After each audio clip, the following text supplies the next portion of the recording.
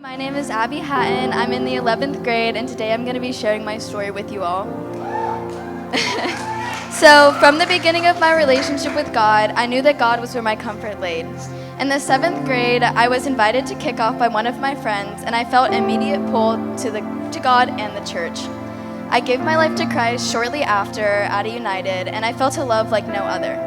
I felt genuinely happy going on mission trips, attending life groups, and just day-to-day living through Christ. I got baptized at the end of my 7th grade year and after the Albany mission trip, and I continued to grow in my faith daily.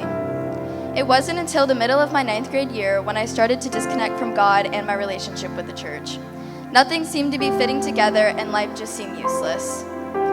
The doubts of the religion and God were filling my brain, and I started struggling more with anxiety and mental illnesses than I used to. I felt like I had no one to turn to, and I just felt alone. Distractions took over my life, and God was not a top priority anymore. I still attended church, just not regularly, and it was more for the social aspect rather than to grow my relationship with God. It wasn't until the summer of 2021 I was convinced into going to Passion Camp by one of my friends, and it was there at Passion where I had that moment of realization that being there, worshiping, spending time with Him and such strong faith people was the happiest I had been in over a year and a half.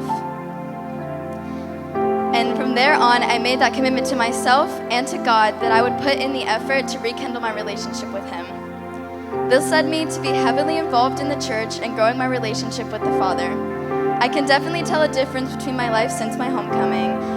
For example, I joined the leadership team, and being on the leadership team has allowed me to hold myself accountable and just challenge my faith daily. Since coming back home, my life has slowly come back together like puzzle pieces, and I have no one to thank besides God Himself. Putting my trust in Him and His plans for me has allowed me to live a life like Jesus would, not just in my social life, church life, but just being kinder to myself and remembering that there's always someone out there that will love me for my flaws and all. I'm lucky to be able to represent Him through all things I do, and I hope to be that inspiration just as Jesus was to everyone. Arriving back at home has been a journey nonetheless, and not all days are perfect. I still have missteps in my relationship with the Father, and life is still exhausting. But I have a firm foundation, and I know that I am never alone. God will always forgive you, and even when you aren't giving it fully back to Him, He is always 100% giving it to you.